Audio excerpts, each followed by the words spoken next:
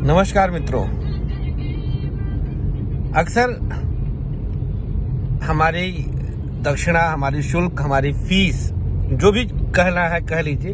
हालांकि मैं तो फीस कहता हूं, लेकिन क्योंकि ज्योतिष को लोग अलग तरह से देखते हैं, एक पांडित्य कर्म की तरह देखते हैं, और जनरली ज्योतिषी लोग भी पंडित जी जो लोग जैसे ही देखते हैं। हालांकि दोनों में बहुत अंतर है, कर्मकांड और ज्योतिष विज्ञान में अंतर बहुत होता है। तो कह लीजिए आप, मैं तो फीस कहता हूं। सुनते हैं जब लोग मेरी फीस, तो तरह तरह की बातें करते हैं।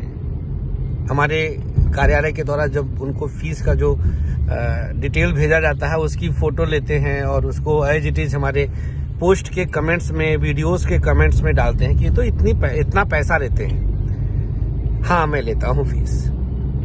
हाँ, हो सकता है कि मैं आपको बहुत महंगा वाला ज्योतिषी लगता हूँ, लेकिन इसमें गलत क्या है? ये मेरा हक है, जिसे मैं हक से लेता हूं। मेरी जरूरतें हैं, मेरी स्टाफ हैं, मेरा परिवार है, मेरा भी पेट है। हाँ, आपको महंगा लग सकता हूं, लेकिन मैं कैसे मानूं कि मैं महंगा हूं? क्योंकि महंगा कहते किसे हैं? मैं क्यों ना कहूं कि आपकी कमाई ही कम है, आप कमाते कम हैं, इसलिए आपको मैं महंगा लगता हूं। भाई, अगर कोई 1 लाख रुपया रोज कमाएगा तो उसको मेरी 11,000 रुपए एक कुंडली की फीस ज्यादा कैसे लगेगी? अब कोई अगर 1,000 रुपया कमाता है तो उसको मैं बहुत महंगा लगता हूं। अच्छा, चलिए मैं माना कि मैं 5,000 अपनी फीस कर लूं अभी, तब क्या मैं किसी को महंगा नहीं लगूंगा? तब भी तो मैं महंगा लगूंगा। तब मैं 3,000 वालों को महंगा लगूंगा।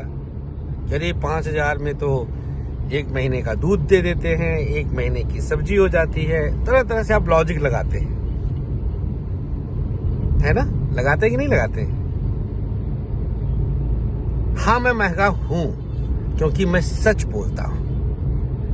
मैं बाकी अन्य ज्योतिषियों की तरह 500 रुपए फीस रख करके और 50,000 का पत्थर नहीं बेचता। आवश्यकता पड़ने पर मैं वृहत अनुष्ठान आदि कराता हूँ, पूजन आदि कराता हूँ, उसमें 5 ब्राह्मणों का और पेट भरता है। और यह विधान है, हमारे शास्त्रों में है कि कर्मकांड के द्वारा, मंत्र जाप अनुष्ठान के द्वारा, योग्य ब्राह्मण के द्वारा मंत्र जपने से ग्रह आदि शांत किए जाते हैं। लेकिन किसी किताब में, ये आज के पंडितों की किताब नहीं, शास्त्रीय किताब जो शास्त्र है, पुराण है, उसमें किसी ग्रह शांति के लिए कोई पत्थर, नीलम, पन्ना, पुखराज का आप हमें एग्जाम्पल दे दीजिए, कहीं लिखा हुआ श्लोक दे दीजिए। मैं चैलेंज करता हूं, मेरे कमेंट में डालिए ना, मुझे अच्छा लगेगा। किसी भी वेद, पुराण, शास्त्र में जो ब्रह्मा आदि द्वारा रचित हैं, उसमें आप दिखाइएगा ये पत्थर से ग्रह शांत होते हैं, पत्थर से नीलम पहनने से आप IAS बन जाते हैं, आप नीट क्रैक कर लेते हैं, आप जुडिशरी क्रैक कर लेते हैं, पत्थर पहनने से आपका प्रमोशन हो जाता है, आपका घर बन जाता है पत्थर पहनने से। हाँ, ग्रह शांत होते हैं, ये आप 50 जगह पा जाएंगे।